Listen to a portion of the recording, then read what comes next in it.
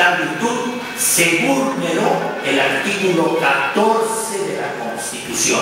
Nadie puede ser privado de sus derechos, de sus posesiones, de sus bienes, sino mediante juicio seguido ante los tribunales con todas las garantías, etcétera, etcétera. Es decir, escuchado y llegado al extremo, como dicen los procesalistas, vencido en juicio. Esto no se dio, se violó el artículo 14. Quien juró respetar la Constitución y todos sus artículos se burló 100% de ellos. Ya van dos violaciones, la del artículo 73 en su fracción décima y la del artículo 14 de la Constitución. En el decreto, el presidente se apoya en un artículo que es el 16 de la llamada Ley Federal de las Entidades Paraestatales. Se entiende muy claramente, dice esta ley, cuando algún organismo descentralizado creado por el Ejecutivo, luz y fuerza del centro, deje de cumplir sus fines u objeto o su funcionamiento no resulte ya conveniente desde el punto de vista de la economía nacional o del interés público, bueno, no resulte conveniente para ellos, porque para nosotros no solo resulta conveniente, sino que es conveniente, imprescindible y necesario. Pero la ley lo dice así. En esta hipótesis, la Secretaría de Hacienda, atendiendo la opinión de la dependencia coordinadora del sector que corresponda, que es la Secretaría de Energía, que encabeza la señora Ketzel, propondrá al Ejecutivo la disolución, liquidación o extinción. Propondrá, no ordenará. Le propone, pero el Ejecutivo acepta la propuesta o no la acepta. La aceptó. Es como si me proponen matar a alguien y yo acepto. Yo soy el asesino, yo soy el responsable, yo soy el culpable. Porque el texto de la ley dice propondrá, y quien toma la resolución o quien la tomó fue el titular del Poder Ejecutivo. Entonces, en estas condiciones queda clara su responsabilidad. Pero si ustedes han escuchado con atención este texto, falta algo fundamental. ¿Cómo que propondrá la disolución del organismo en cuestión y los trabajadores y los afiliados que otra vez no van a ser escuchados, que no pueden defenderse? No, ¿cómo diría yo? No hacer que las cosas vuelvan a su lugar original porque no son autoridades, pero sí razonar, emitir sus puntos de vista, argumentar, apoyarse en ley, en experiencia, etc. Este artículo no lo comprende. Así de simple, planteado, la conclusión es que este artículo es un artículo contrario a la Constitución. En derecho se enseña que la Constitución es la ley suprema, las demás secundarias desprendidas, emanadas de la Constitución.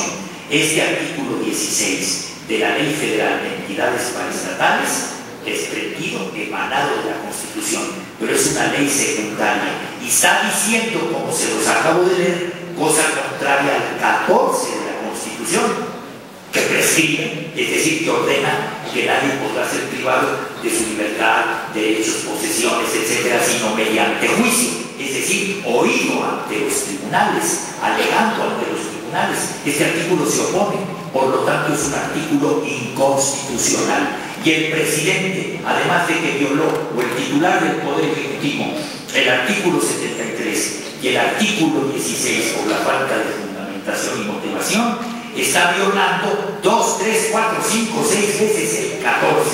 Le importa un bledo el 14 por lo visto al titular del Poder Ejecutivo, porque se está apoyando en un artículo inconstitucional que no reconoce el derecho de los trabajadores de ser escuchados. Todo el mundo tiene que ser escuchado, como decía yo hace un momento, escuchado y vencido en juicio, pero fundamentalmente, no porque estén ustedes aquí, fundamentalmente la clase trabajadora. ¿Por qué? Porque es el sostén, el pilar. No estoy descubriendo el hilo negro de la economía nacional. Sin el trabajador que se esfuerza, que cotidianamente entrega su salud, su vida, no solamente él, sino la de su familia, a su compromiso laboral, sin él el país simplemente no marcharía. Bueno, entonces por lo menos permítele hablar, que diga lo que tenga que decir y independientemente o afiliado a su sindicato. En este caso no se escuchó al trabajador, no se escuchó al sindicato.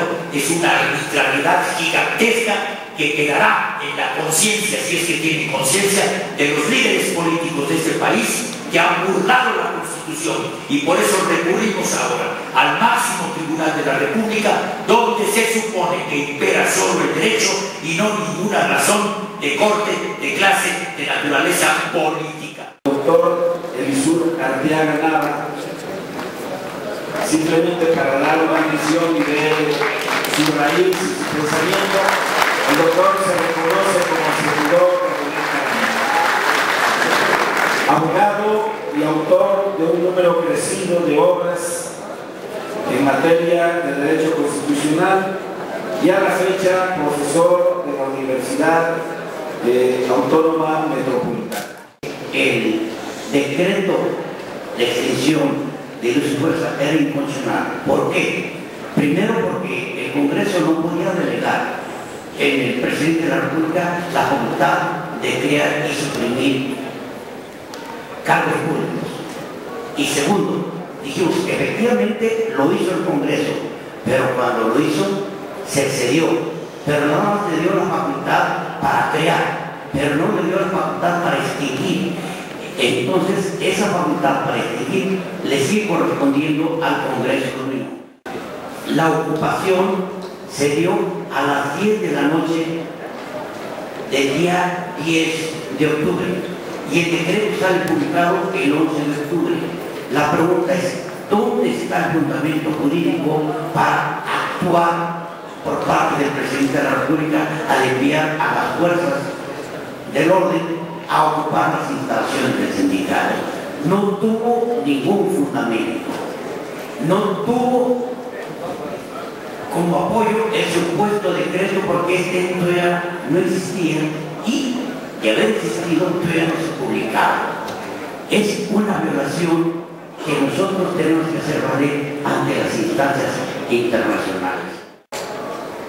Ante la falta de elementos jurídicos, y yo soy abogado y me muestro decepcionado de la respuesta de los tribunales, la respuesta que les doy y lo que digo, lo único que nos queda es pelear. El sindicato existe legalmente y en ningún momento el decreto de extinción de luz y fuerza afecta al sindicato. El sindicato tiene una personalidad reconocida y que en ningún momento ha sido cuestionado.